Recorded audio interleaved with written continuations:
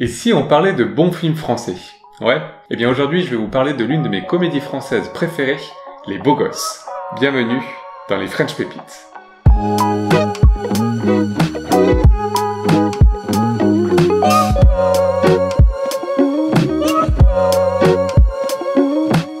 Les Beaux Gosses est une comédie française écrite et réalisée par Riyad Sattouf. Il s'agit du premier film de ce réalisateur, qui est surtout connu pour être un formidable auteur de BD de grande qualité, comme L'Arabe du futur ou Les Cahiers d'Esther. Les Beaux Gosses racontent la vie pas toujours trépidante d'Hervé et de son meilleur pote Kamel, deux collégiens de 3e dans un lycée situé à Rennes. Et on fait quoi? Bah on va aux toilettes et je te suce. Ah ouais? Non mais t'as vu ta gueule? Alors oui, le synopsis est tout bête. Il n'y a pas de grande intrigue, et pourtant, j'ai plein de choses à dire sur Les Beaux Gosses que j'adore. Et on va commencer comme souvent par parler du casting.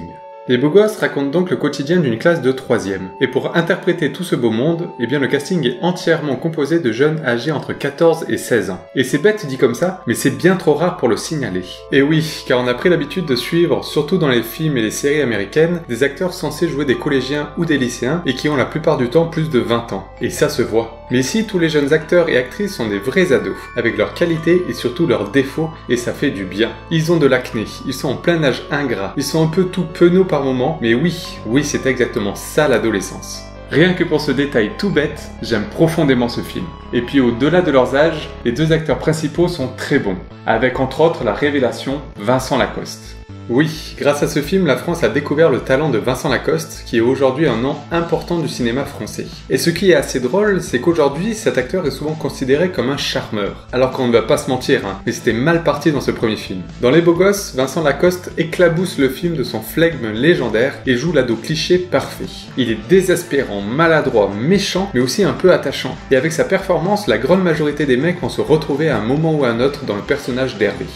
En tout cas, perso, je me suis un peu retrouvé dans ce loser formidable.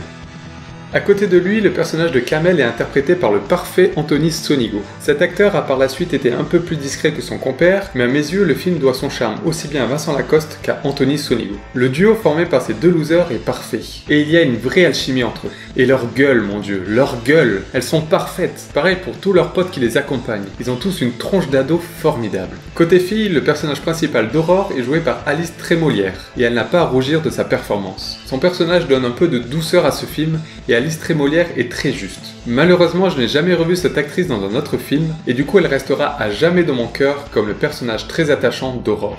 Ensuite, eh bien oui, l'histoire est toute bête. Mais cela permet au film de se concentrer sur l'humour qui est magistral.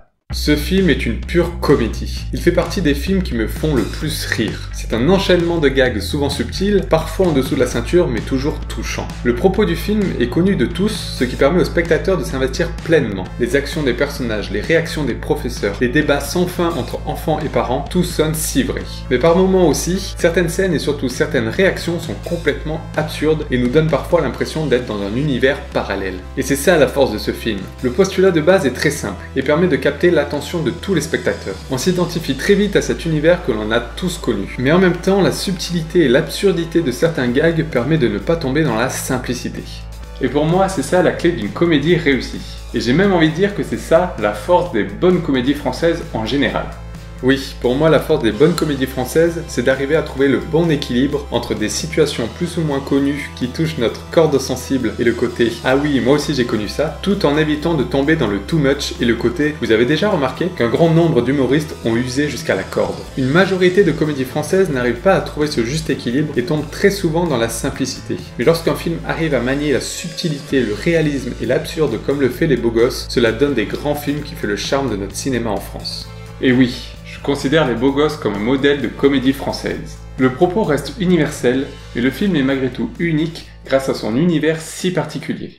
Pour finir, je voudrais ajouter que j'ai découvert Les Beaux Gosses en 2010, juste après avoir terminé le lycée. Du coup, mes années collège n'étaient pas très loin, mais en même temps me paraissaient être une autre vie. Et pourtant, le film m'a complètement ramené à cette époque de ma vie, où mon physique était un truc chelou, où il était impensable d'aborder une fille sans transpirer à grosses gouttes, et où la page lingerie de la Redoute et calendrier de Clara Morgan étaient mes principales occupations quand je me retrouvais seul. Donc bravo et merci Riyad Sattouf de m'avoir fait tant rire avec ce film. Chaque visionnage est un réel plaisir, et oui, Les Beaux Gosses fait partie de mes comédies préférées de tous les temps. Je vous recommande fortement ce film.